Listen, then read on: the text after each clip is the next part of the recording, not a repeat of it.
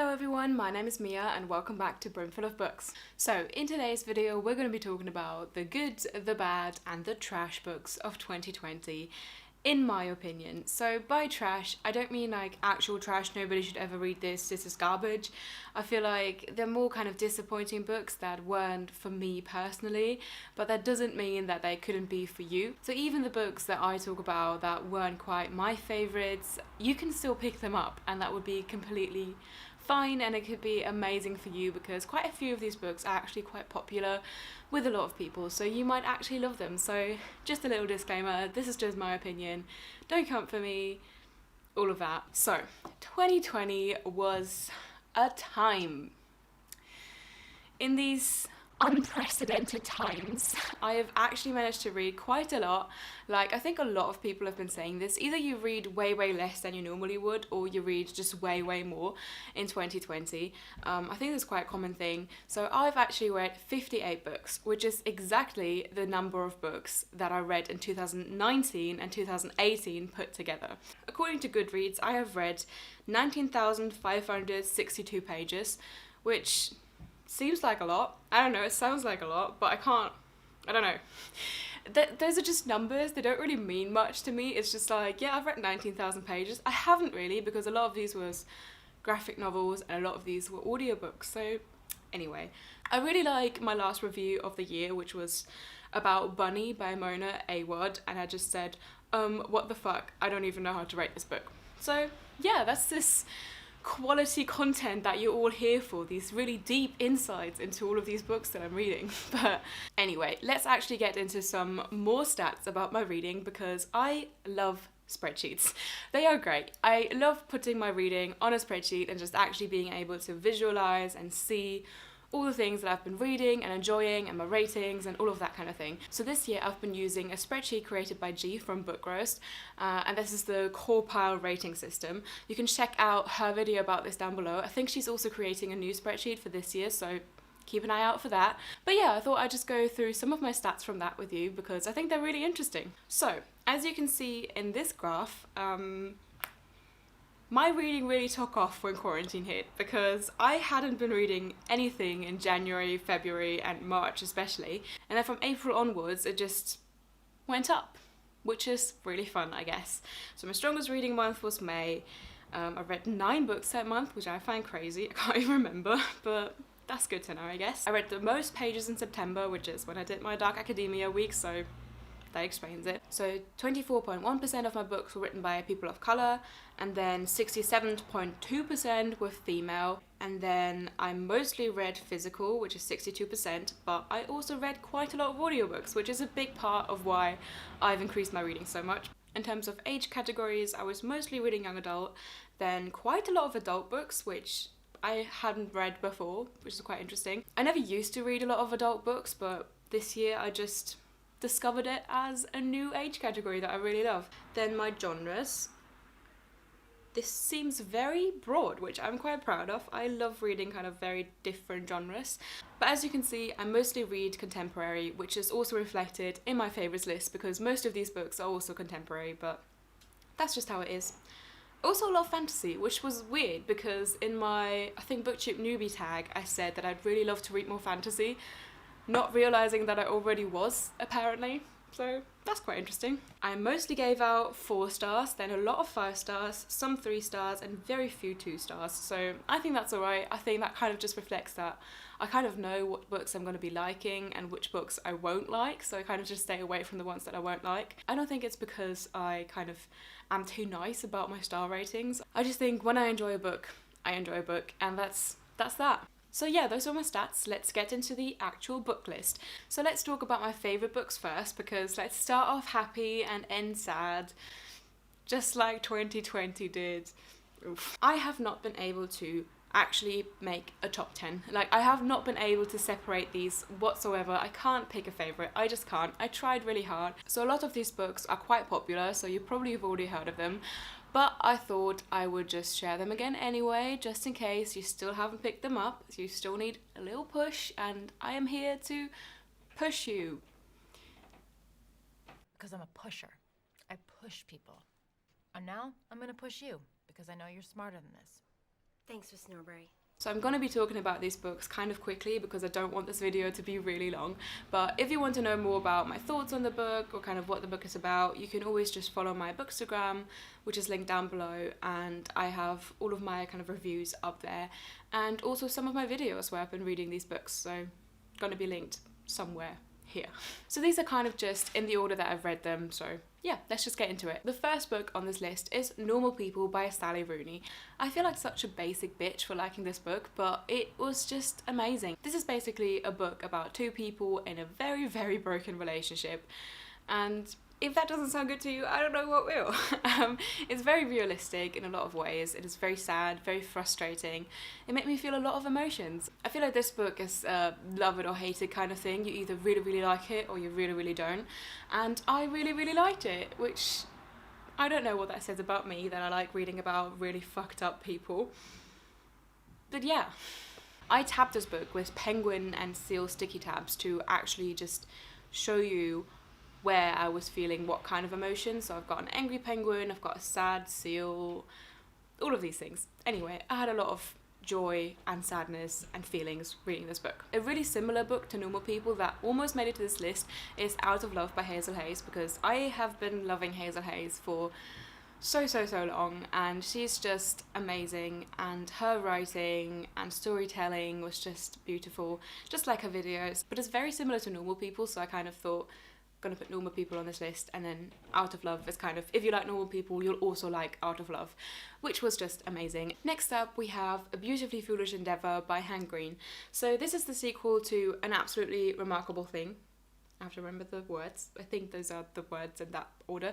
But this was absolutely amazing. I am so happy that this book was actually good, because obviously often with sequels, if they don't live up to the first one, it's very sad. But this one definitely lived up to the first one for me.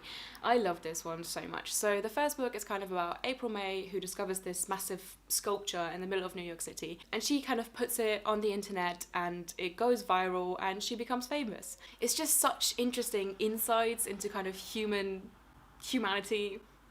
Yeah, that makes sense. Insights into humanity and kind of technology, and how technology influences our lives, and how social media shapes us and informs us, and how damaging that can be, and just everything related to that. It's amazing. It's science fiction and I loved it. The next book I absolutely loved is Clap When You Land by Elizabeth Acevedo, and this book was so amazing. So I absolutely love Elizabeth Acevedo. She's just perfect. I love her so much. I think the audiobooks for her books are just so beautiful because they're all kind of written in prose. I don't think all of them are, but this one is, and Poet X is as well. So it just flows very well and it's just beautiful to hear it as an audiobook. So if you're going to pick this up, I definitely urge you to pick up the audiobook because it's just amazing. So this book is about a girl called Camino who lives in the Dominican Republic, and her dad lives abroad in New York in America, obviously. So her dad always comes to visit her during the summer, but this summer his plane crashes and he sadly passes away. And then Camino kind of has to deal with that, and then she suddenly finds out that he had this whole other life in New York and this other daughter in New York as well, and the whole book is kind of alternating chapters between her and the other daughter, and then just them dealing with the situation and meeting each other, and yeah, just all of that. And it's just absolutely beautiful. It's incredibly sad. There's a lot of really difficult topics in it, and yeah, I just really loved it. So this one, The Deepest Breath by Meg Grahan. I've talked about this one before. I think this was the least popular one on my Goodreads reading wrap-up, so that's really cool. And I fell in love with this book so much. I just fell in love with the main character, Stevie. I actually named my camera after her, so that shows you how much I loved her. She was just the most adorable little thing in the world. So this whole book is kind of written in prose. It is really beautifully written. It's a really, really quick read. I think I read it in like 1 or 2 hours. And it's just beautiful. It's about this young girl called Stevie and her kind of realising that she's gay and kind of dealing with her crush on another girl. And yes. This book was so freaking adorable. She's so small and she has anxiety as well, and the way that was dealt with was just absolutely beautiful and I love it. So read this book please if you haven't already. It's a really quick read, so you can actually just pick it up, read it really quickly, and reach your reading goal for 2021. So please read this. So next up we have a non-fiction book that I actually really enjoyed this year, and that is a German book called Was weiße Menschen nicht über Rassismus hören wollen, aber wissen sollten by Alice Husters. So this book is really similar to Why I'm No Longer Talking to White People About Race.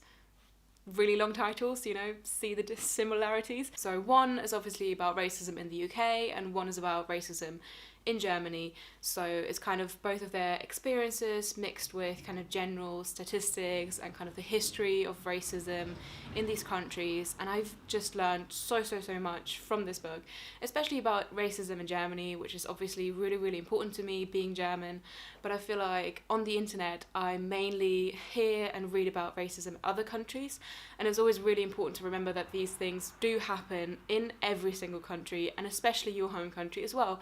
Even if you're not from America, and even if you think it doesn't happen, it does actually still happen. So if you are German, then I would highly recommend this book. It was just really great. Next up we have Six of Crows by Leigh Bardugo. Is anyone surprised? I just mentioned this in my last video where I was actually making earrings of this book, so that's how much I love it. And it's actually so great. If you're like me and you keep seeing this everywhere and you're always like, yeah, I'm gonna read it eventually, yeah, it does sound really good, this is your wake-up call because you need this book in your life. Yes, read it, please. So you probably already know what this is about, but just in case, I'm going to briefly summarize it again. This is a heist story where 6 outcasts of society kind of try to break into this really highly protected place, and they want to get a lot of money for that, and yeah, that's what the book is about. The chapters are written from different perspectives every time, and it's just super interesting to see all of these unique personalities and how they work together and their relationships, and just read it, please. Next up we have The Secret History by Donna Tartt. So if you've seen my Dark Academia video, you already know my thoughts about this book because I absolutely fell in love with it. So this book is quite difficult to get into, I feel like, because the language is quite, I don't know, fancy, kind of difficult. Those of like Greek and Latin words and French words kind of mixed in because it's really pretentious. But that's why I loved it, because all of the characters in this book you just absolutely hate because they're all really horrible people, and that's just such an interesting concept for a book. So in case you don't know, this is about a group of language students at this very elite university in New England. They have this very eccentric teacher who kind of teaches them everything about kind of Greek literature, the classics obviously, and then they murder one of their own group. That's how the book starts. This is not a spoiler, and it's kind of everything that happens before and after the murder, that kind of thing. It's just super interesting. I just absolutely loved it. If you like reading about morally grey characters, I mean, not even grey, they are morally horrible. They are just horrible people, but that's the fun in it for me. It just gave me all of the Dark Academia vibes, and I love this aesthetic. I'm sorry, I can't help it. It's great. Next up we have Everyone's an Alien When You're an Alien Too by Johnny Sun, and this is a graphic novel, but it's an adult graphic novel, and oh my god, I loved it so much. The design is very simple but very effective in making me cry. I cried so hard during this. This is basically about this alien who comes to Earth and meets all of these animals and kind of his insights into what humanity is for him and what friendship is and what love is and what all of these things. It's just I can't handle it. It is incredibly heartwarming. I just love the little alien. I loved all the characters. The hedgehog is me. It's just, read this, please. Next up we have a surprising favourite of the year, and that is Take a Hint, Danny Brown by Talia Hibbert. I was considering not putting this on this list, but then I did really enjoy it. I don't know. I've never really read romance before, so this is not like the most amazing book I've ever read in my life, but it gave me so much joy. It was just so heartwarming and lovely and light and just exactly what I needed at that time. Obviously, because of good old Miss Rona, we all just need some distraction in our lives, and this is the distraction. This is the distraction you've been looking for. It is so light-hearted and just adorable, and yeah, I just loved it. It's a romance, it's really fluffy. It's about this girl called Dani Brown, obviously, and she falls in love with a security guard who works in her building, and just the dynamics between the two of them is just absolutely great. And yeah, I loved it. And lastly, we have The House on the Cerulean Sea by TJ Klune. Now, this might be my favourite of the year, but I never know if it's just my favourite because it's the most recent one I've read, because I have a real problem kind of remembering what books are about and what I was thinking while reading them. So I don't know if this is just my favourite because it's my most recent favourite, because I read it like in November, but I don't know. This book just gave me so many feelings in my heart. I couldn't handle it. I fell in love with the characters, I fell in love with the writing, and it's just absolutely beautiful. So this is about a social worker named Linus who's tasked with kind of checking if orphanages for magical children are run okay. So he goes to this orphanage by the Cerulean Sea, obviously, and he meets all of these magical children, and his whole kind of worldview changes, and it's just the most heartwarming thing I've probably ever read in my life. It is just so lovely, and I loved it very, very, very much. I cried so much all throughout. It's just, yeah, I loved it. So please read it. So yeah, those are my favourite books, plus the ones that I don't have a physical copy of, and I love all of them. So yeah, like I said, most of them are contemporary, some fantasy, sci-fi, non-fiction, just a little bit of everything. Not of everything, but of some things. Anyway, let's talk about the books that I didn't like. So let's start off with the ones that are kind of just disappointing, not necessarily horrible, not the worst thing I've ever read in my life, but just you know. I had really high hopes for these and then they just completely let me down and I was very sad. Let's start with Before the Coffee Gets Cold. I'm so sorry. So many people absolutely love this book. I know that they do, but I just couldn't get into it. I never properly finished it, even though it's very, very short, but there were so many things that just really bothered me about it. I hated the writing style, probably because of the translation, but it's just really badly translated. This felt really stiff, the dialogue didn't really work, everything was kind of over-explained, it just... nah. I also found it quite sexist and traditional, like the undertones were very, very traditional, like women need to stay in their place and never ever rebel, and that just wasn't for me. If you want to hear me rant about this video for like 5 minutes despite me saying I'm just going to keep it short now, then please watch this vlog where I read this book. But yeah, I'm sorry to everyone who likes this. I can definitely see why people like it. It just wasn't for me. So yeah, you can try this, but be warned. Yeah.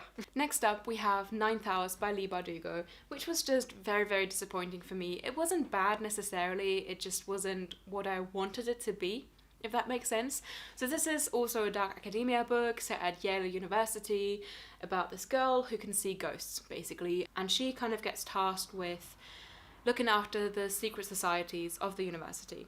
That's kind of the basic premise of it, and that just sounded amazing to me. Such amazing like dark academia vibes. The whole atmosphere was actually done really well. I really liked that, but then the actual plot and the story kind of fell really short for me. I just didn't like it. There were lots of kind of flashbacks from her life sprinkled in there, and it was very, very traumatic. She had very, very traumatic memories that just weren't dealt with whatsoever, and it's just, it really bothered me. It really took me out of the story. It really made me kind of upset, but not in a way that I don't know. It was just weird. I don't know. It was upsetting at times and it wasn't dealt with, and it just kind of disappointed me. I wanted more from this book, basically. Now I still have 2 books to talk about, and these are the books that I genuinely just really hated, that really bothered me in some way. And again, I'm sorry for saying these books are trash, but they're trash in my opinion, okay? If you like them, that's fine. I feel so bad putting this on the internet, but you'll just have to deal with it. Sorry. So first of all, we have Shatter Me by Tahereh Mafi. I'm really sorry if I can't pronounce it. I'm bad with names. But yeah, I read this book back in May 2020 and I just really hated it. So I listened to the audiobook and that was just a very, very bad decision, because in the book there's a lot of like strike throughs and like footnotes and like all sorts of visual things in the text that just did not work whatsoever in the audiobook. So maybe that had something to do with why I hated it so much. So this is kind of a YA dystopian novel about this girl who basically kills people when she touches them. That's kind of the basic premise of the story. And I just hated it so much. I'm really sorry, but it just wasn't for me. The writing was just so bad. I know that the author was very young when she wrote this, so I've heard that her writing has definitely improved and evolved quite a lot. So that's amazing, but in this book, I couldn't. Those strike-throughs were so useless, and it was so weird. It completely like took you out of the story, and it added nothing to it, and it just... it really bothered me. And all the kind of unnecessary comparisons and metaphors that are supposed to be like poetic and are supposed to like symbolize something, I just, no. For example, he's wrong. He's so wrong. He's more wrong than an upside down rainbow. Okay. And then this one as well.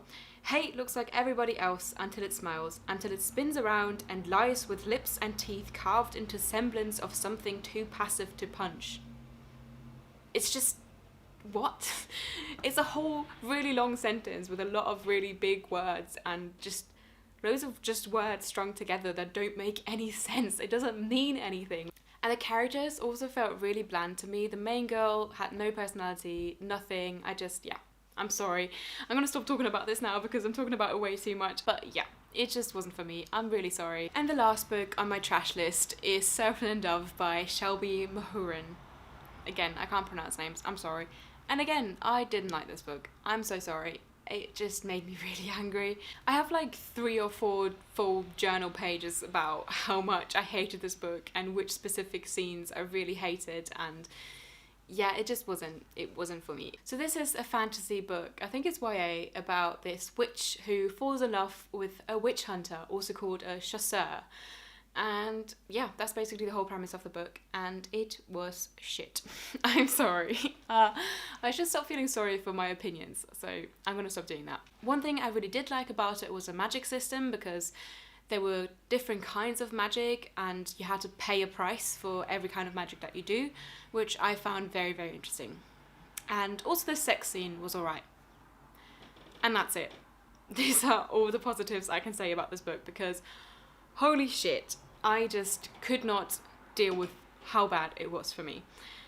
So, the characters were incredibly boring and also really, really annoying.